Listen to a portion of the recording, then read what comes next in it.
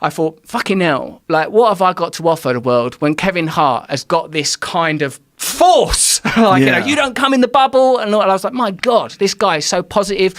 What a role model. What a lot he's got to offer.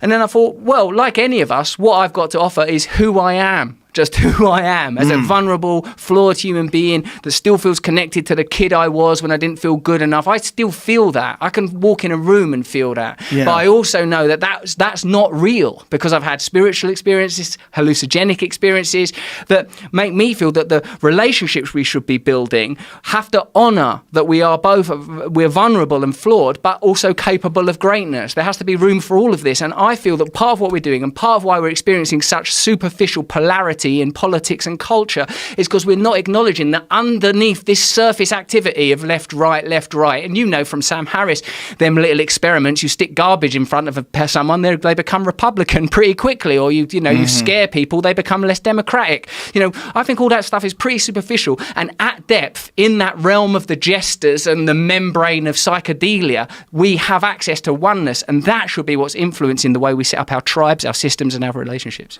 Yeah, and I think when a guy like Kevin Hart shows you what a positive and motivational impact one person can have just with his words and his deeds and the way he lives his life, he's so inspirational that you realize that is possible, that you can share that energy and that you can have these experiences with people where they literally actually uplift you. Like I was uplifted by his conversation. I felt like, wow, that guy is so positive.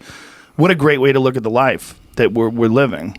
And the more people do that, the better. And when someone like that does spread a positive message, you know, and obviously he's materialistic as well. He's got a bunch of cars and a big house, and he makes a lot of money, and he does a lot of movies. But what he's spreading is this very motivational, very positive message, and that affects people in a very positive way too. And all that left-right shit and all this, all the battles that we have politically and ideologically back and forth, and all the negative venom that people spray at each other. At the end of the day, it's not benefiting anyone unless you're fighting some major demon that the world needs to conquer.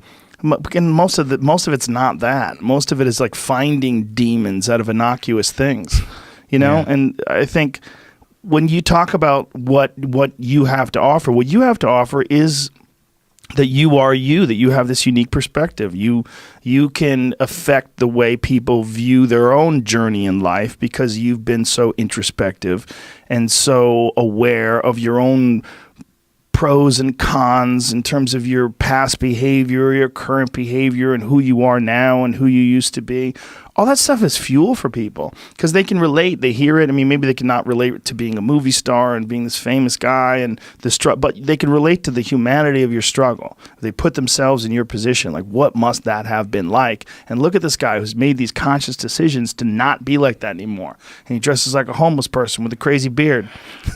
That's the real take-home information. Dress like you live out of doors. Yeah, dress like you're a homeless guy in Oregon. Specifically there, people Portland. will respect that. Yeah, it's like dark colors, you know, it rains a lot. Yeah, I get it. I get the reference. I understand American culture, Joe Rogan.